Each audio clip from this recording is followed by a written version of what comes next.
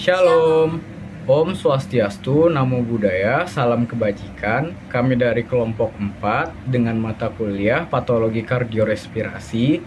Saya Andika Willy Pradipta dengan NIM 2264040012 dengan rekan saya.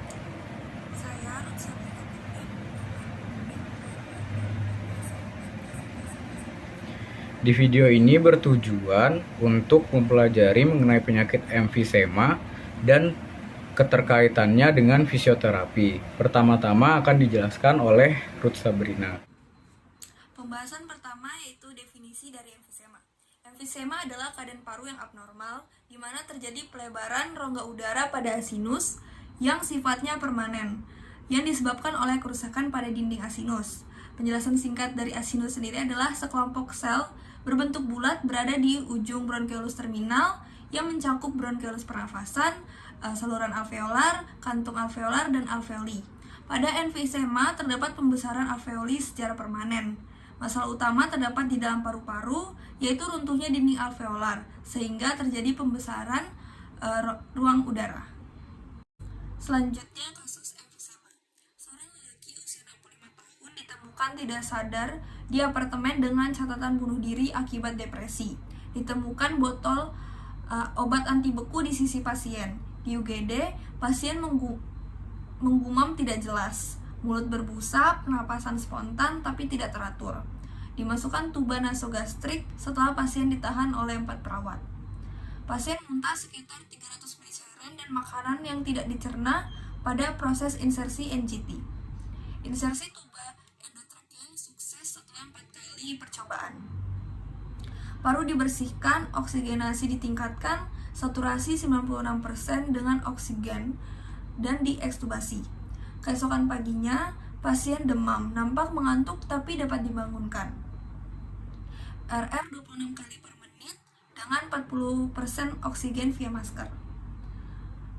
Pasien menggunakan otot aksesoris leher selama pernafasan. Nampak pilek dengan fremitus taktil pada dada anterior atas. EBG pada ventilator mekanis menunjukkan angka seperti di samping ini. Pasien dirujuk fisioterapis dada secara intensif karena aspirasi cairan. Pembahasan selanjutnya adalah etiologi.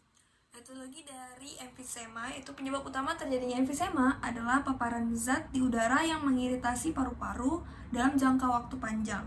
Zat yang mengakibatkan iritasi tersebut dapat berupa asap rokok, polusi udara, asap atau debu bahan kimia. Emfisema juga dapat terjadi karena kelainan genetik. Contohnya adalah defisiensi alfa-1 antitripsin, di mana terjadi kekurangan suatu protein yang berfungsi melindungi struktur elastis pada paru-paru dalam tubuh, tapi kondisi ini jarang terjadi. Pembahasan selanjutnya adalah gejala klinis dari emfisema. Yang pertama adalah nafas menjadi pendek, kedua batuk, ketiga cepat lelah, keempat penurunan berat badan, selanjutnya jantung berdebar, bibir dan kuku menjadi biru, dan yang terakhir adalah depresi. Selanjutnya problematik fisioterapi beserta kode ICF. Yang pertama adanya abnormal breathing pattern atau pola pernafasan dengan kode ICF B4401, lalu adanya sesak nafas dengan kode ICF B4402, lalu penurunan ekspansi toraks dengan kode ICF B4450. Lalu selanjutnya ada functional limitation. Yang pertama itu cepat lelah dengan kode ICF D455, lalu keterbatasan fungsional pasien itu belum mampu berjalan lebih dari 30 meter dengan kode ICF D450, lalu menyebabkan pasien kesulitan untuk tidur saat posisi terlentang dengan kode ICF D4100. Selanjutnya, saya akan menjelaskan mengenai penanganan fisioterapi. Yang pertama itu ada breathing exercise. Memposisikan pasien senyaman mungkin, posisi tiduran ataupun duduk half lying. Nah, fisioterapis di samping depan pasien, kedua tangan terapis diletakkan pada bagian lateral lower costae. Pasien diminta untuk menarik nafas dan menghembuskan nafas serileks mungkin. Latihan ini dapat diulang 4-6 kali pengulangan atau semampunya pasien. Tidak lupa juga, pasien diminta untuk mengulangi latihan ini sendiri. Yang kedua ada chest fisioterapi.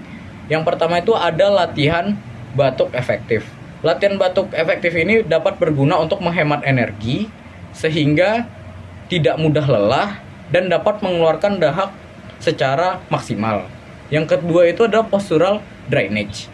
Nah, teknik yang digunakan untuk mengalirkan sputum atau dahak yang berada di dalam paru mengalir keluar ke tempat yang lebih besar sehingga lebih mudah untuk dikeluarkan. Yang ketiga itu ada tempotemen atau perkusi. Nah, teknik ini dapat membantu melepaskan lendir di paru-paru untuk jalur yang lebih jelas bagi pernapasan kita untuk berpergian. Jadi ke tempat yang seharusnya lah dia berada untuk dia bisa keluar dari paru-paru kita. Lalu yang ketiga itu ada chest mobilization.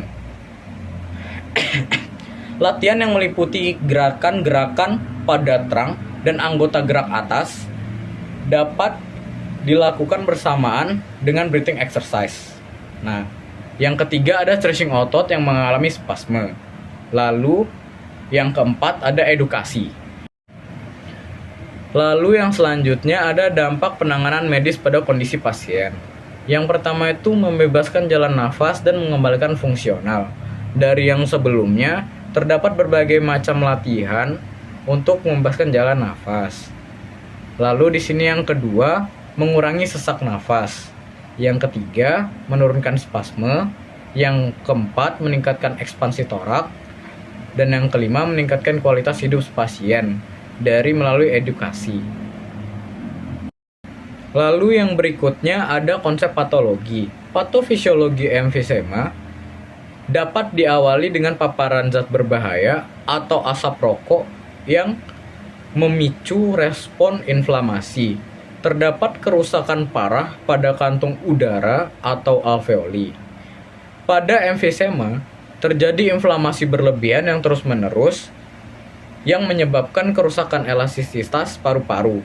Dengan hilangnya elastisitas, semakin banyak karbon dioksida yang terakumulasi di paru-paru sehingga sedikit ruangan untuk udara segar masuk dan menyebabkan sesak napas. Nah, karena hilangnya si elastisitas paru sehingga paru-paru ini kesulitan untuk memasukkan atau inspirasi atau mengeluarkan ekspirasi udara yang ada di dalam paru-paru, dan sehingga akhirnya menyebabkan sesak napas. Selanjutnya ada peranan fisioterapi dalam menangani emfisema. Yang pertama itu latihan pernapasan. Latihan pernapasan dalam, fisioterapi dapat mengajarkan teknik pernapasan dalam yang membantu memperkuat otot-otot pernapasan. Nah, latihan pernapasan dalam ini dapat membantu meningkatkan kapasitas paru dan mengurangi rasa sesak. Lalu yang kedua ada latihan fisik teratur. Latihan fisik teratur ini terbagi dua. Yang pertama ada latihan fisik kardiopulmoner dan latihan fisik kekuatan otot. Nah, latihan fisik kardiopulmoner program latihan teratur yang dirancang untuk meningkatkan kondisi kardiovaskular dan kekuatan otot, bisa membantu meningkatkan stamina dan mengurangi kelelahan. Lalu latihan kekuatan otot melibatkan latihan kekuatan untuk otot-otot pernapasan dan tubuh secara keseluruhan. Yang ketiga ada pembersihan sekresi paru.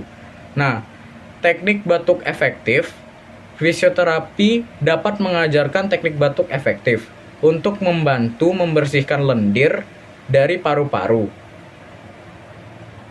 Lalu yang kedua ada terapi pemulasan. Ini adalah teknik di mana fisioterapi menggunakan gerakan tangan khusus pada dada dan punggung untuk membantu mengeluarkan lendir dari paru-paru. Selanjutnya, masih dengan peranan fisioterapi dalam menangani emfisema. Yang keempat itu manajemen postur. Pengaturan postur. Fisioterapi dapat membantu memperbaiki postur tubuh pasien agar pasien dapat bernafas lebih baik dan menghindari dan mencegah kelelahan otot. Jadi di sini fisioterapi dapat memperbaiki postur tubuh pasien sehingga si pasien ini dapat bernafas dengan lebih baik atau dengan lebih mudah, sehingga pasien ini tidak memerlukan tenaga untuk bernafas. Lalu yang kelima ada manajemen kelelahan. Manajemen kelelahan tersendiri terbagi dua. Itu yang pertama perencanaan aktivitas, yang kedua ada relaksasi dan manajemen stres. Perencanaan aktivitas. Fisioterapi dapat membantu merencanakan aktivitas sehari-hari untuk mengelola energi dan mencegah kelelahan. Jadi di sini fisioterapi berguna atau bertindak sebagai seorang konsultan supaya si pasien ini dapat mengetahui aktivitas apa saja yang dapat ia lakukan sehari-hari dan batasan dia melakukan si aktivitas tersebut. Lalu yang kedua ada relaksasi dan manajemen stres. Teknik relaksasi seperti melakukan meditasi dan yoga dapat membantu mengurangi stres dan meningkatkan kualitas tidur pasien. Lalu ada edukasi. Pendidikan pasien. Fisioterapi dapat memberikan edukasi tentang penyakit, teknik pernapasan yang benar, dan cara pengelolaan gejala agar pasien dapat mengambil langkah-langkah yang diperlukan dalam mengelola harian. Jadi di sini fisioterapi mengedukasi dan memberitahu pasien penyakitnya ini atau penyakit yang terjangkit pada pasien ini seperti apa. Lalu teknik pernapasannya, si fisioterapi ini juga mengedukasi bagaimana sih cara melakukan pernapasan ini dengan baik dan benar. Lalu yang ketiga tadi, cara mengelola gejala agar pasien dapat mengambil langkah-langkah yang diperlukan. Jadi ketika si pasien sudah tahu mengenai si penyakitnya ini, jadi pasien bisa tahu dan setidaknya bisa menghindari aktivitas-aktivitas hariannya yang bisa mengancam hidup dirinya. Nah, penting untuk bekerja sama dengan tim perawat kesehatan yang melibatkan dokter, fisioterapis, dan ahli nutrisi untuk merencanakan program pengobatan yang sesuai dan efektif. Jangan lupa untuk berkonsultasi dengan profesional kesehatan sebelum memulai atau mengubah program fisioterapi, karena setiap individu memiliki kebutuhan yang berbeda-beda. Baiklah, selanjutnya ada prognosis. Nah, prognosis ini untuk menentukan si pasien ini saat terkena emfisema itu dia membaik atau memburuk. Jadi ditentukannya itu oleh yang pertama itu volume ekspirasi paksa dalam 1 detiknya atau FEP1, yang dimana di sini pasien diperintahkan untuk melakukan ekspirasi atau membuang udara dari paru-parunya ke udara bebas.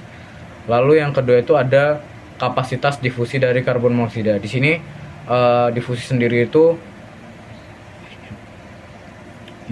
perpindahan suatu molekul dari tempat yang bertekanan tinggi ke tempat yang rendah. Jadi ketika di paru-paru ini sudah penuh, dia bertekanan tinggi, bagaimana si kapasitas difusinya karbon monoksida ini bisa keluar dari paru-paru itu banyak atau tidak. Kan seperti kita bernafas pada umumnya itu, kita menarik nafas dan membuang nafas itu setidaknya sama jumlah yang kita keluarkan dari dalam keluar. Lalu hasil perhitungan gas darah. Jadi kita di sini akan melakukan tes perhitungan gas yang tergandung dalam darah satu buah atau IMT. Jadi orang yang mengalami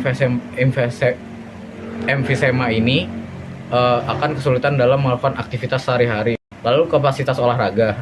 Seperti yang saya bilang tadi, melalui kapasitas olahraganya ini kita bisa melihat bahwa kalau dia membaik, dia akan bisa melakukan kapasitas olahraganya ini seperti orang normal. Dan yang terakhir ada gejala klinis.